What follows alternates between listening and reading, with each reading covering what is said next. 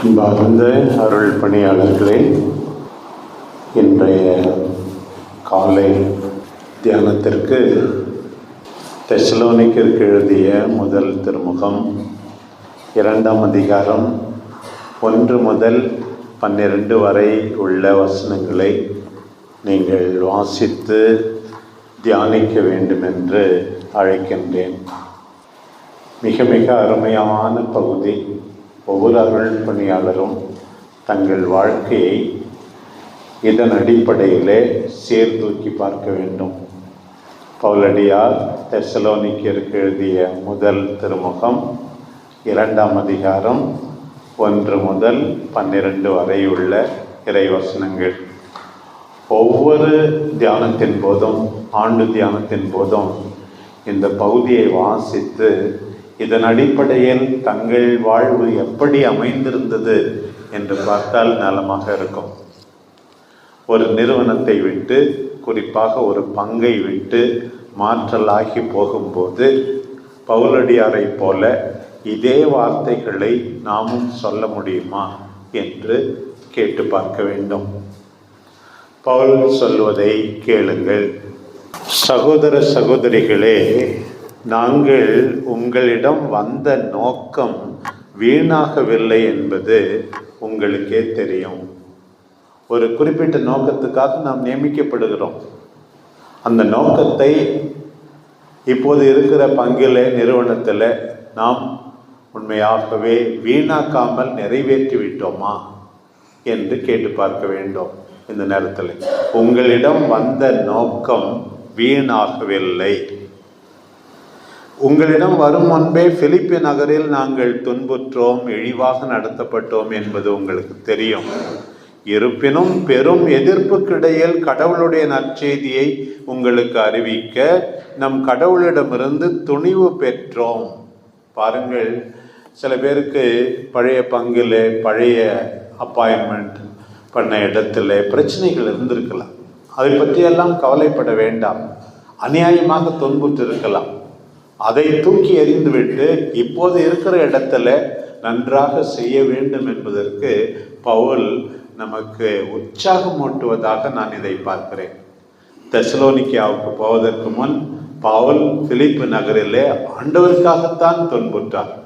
அதே போல உங்கள் வாழ்க்கையிலும் இருந்திருக்கலாம்.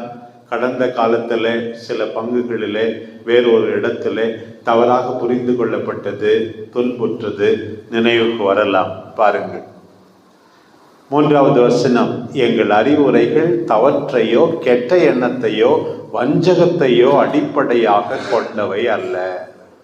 எதற்காக பவுல் இப்படி சொல்லுகிறார் என்றால், ஏன் அந்த காலத்திலே கூட சில ஐட்டினரண்ட் ப்ரீச்சர்ஸ் தவறான நோக்கத்தோடு மக்களை பயன்படுத்தி கொள்ள, ஏன் கற்புக்கு எதிராக கூட பயன்படுத்தி கொள்ள தங்கள் வாழ்வில் ஈடுபட்டிருந்தார்களாம். தவறான நோக்கம் இல்லை.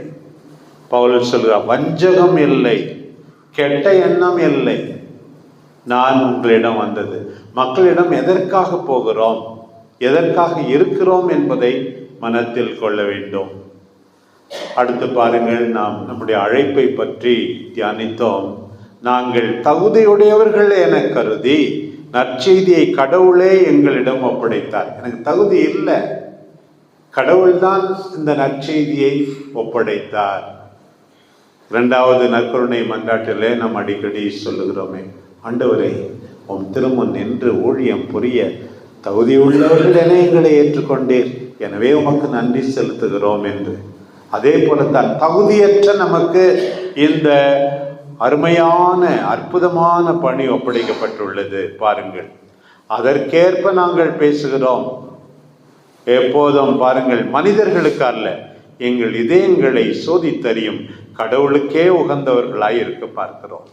கடவுளுக்கே உகந்தவர்களாய் இருக்க வரும்போது, ஏனென்றால் கடவுள் இதயங்களை சோதித்தறிகிறார். திருப்பாடல் 139, ஆண்டவரே, எல்லாவற்றையும் நீர் பார்க்கிறீர், உமக்கு தெரிந்திருக்கிறது. கருவாக உருவான நாளிலிருந்தே எல்லாம் உமக்கு தெரிந்திருக்கிறது. பாருங்கள், உம்மிடமிருந்து நான் மறைவே முடியாது. இதயங்களை சோதித்தறிகிறார் ஆண்டவர். அது சொல்லியிருப்பார். இது உங்களுக்கு தெரிந்ததே. பாருங்கள், நாங்கள் போலியாக உங்களை புகழ்ந்ததே இல்லை. யாரையும் போலியா புகழக்கூடாது. இதை விட முக்கியமானது, நேற்று நம்ம பார்த்தோம், எப்படி எளிமையாக இருக்கணும், மக்கள் சொத்துக்கு ஆசைப்படக்கூடாது அப்படின்னு பார்த்தோம். போதனை என்னும் போர்வையில் நாங்கள் பொருள் பறிக்க பார்க்கவில்லை. காசு சேர்க்க ஒரு நிறுவனத்துக்கு போவதில்லை, ஒரு பங்குக்கு நியமிக்கப்படுவதில்லை. போதனை என்னும் போர்வையில் நாங்கள் பொருள் பறிக்க பார்க்கவில்லை. இதற்கு கடவுளே சாட்சி. யார் காசையும் நான் சுரண்டல, கடவுளே சாட்சி. கிறிஸ்துவின் திருத்தூதர்கள் என்னும் முறையில் உங்களிடம் மிகுதியாக எதிர்பார்த்திருக்க முடியும். ஆனால் மனிதர் தரும் பெருமையை உங்களிடமிருந்தோ மற்றவர்களிடமிருந்தோ நாங்கள் தேடவில்லை. நேற்றும் பார்த்தோம் பாருங்க, வீண் புகழ்ச்சியெல்லாம் வேண்டாம், ஆரவாரம் வேண்டாம், ஆர்ப்பாட்டம் வேண்டாம். மனிதர் தரும் பெருமை நிரந்தரமானதன்று, அது நல்லதன்று. பாருங்க, எப்படி ஒரு தாயை போல தந்தையை போல நடந்து கொள்கிறார் என்பதை அடுத்த வசனங்களிலே நாம் கேட்கிறோம். தாய் தன் குழந்தைகளை பேணி வளர்ப்பது போல் கனிவுடன் நடந்து கொண்டோம். Are you gentle to your people? Today the Lord is asking you, are you gentle? இவ்வாறு உங்கள் மீது ஏக்கமுள்ளவர்களாய் கடவுளுடைய நற்செய்தியை மட்டுமன்றி எங்களையே உங்களுக்கு கொடுத்து விட ஆவலாயிருந்தோம். மக்கள் மீது ஏக்கமுள்ள அருள் பணியாளர், நற்செய்தியை மட்டுமன்று தம்மையே கொடுத்து விட, தன்னுடைய நேரம், உழைப்பு, திறமைகள் எல்லாவற்றையும் கொடுக்க நினைக்கின்ற அருள் பணியாளர். இவர்களைத்தான் ஆண்டவர் விரும்புகிறார். நீங்கள் எங்கள் அன்புக்குரியவர்கள் ஆகிவிட்டீர்கள். அன்பர்களே, நாங்கள் எவ்வாறு பாடுபட்டு உழைத்தோம் என்பதை நினைத்து பாருங்கள்.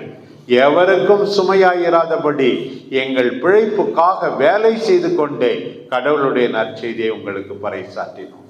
Pavul was a tent maker. வேலை செஞ்சுக்கிட்டே நற்செய்தி அறிவிச்சாராம். அதில் இருந்த வருவாய் தனக்கு போதும். மக்கள்கிட்ட வருவாய் கூட எதிர்பார்க்காமல் பாருங்க. இந்த 10வது திருவசனத்தை தான் நான் உங்களுக்கு சொன்னேன். மீண்டும் மீண்டும், நம்பிக்கை கொண்டுள்ள உங்கள் முன்பாக நாங்கள் மிகவும் தூய்மையோடும் நேர்மையோடும் குற்றமின்றியும் ஒழுகினோம் என்பதற்கு நீங்களும் சாட்சி, கடவுளும் சாட்சி. 3 வார்த்தைகள்: தூய்மை, நேர்மை, குற்றமின்றி.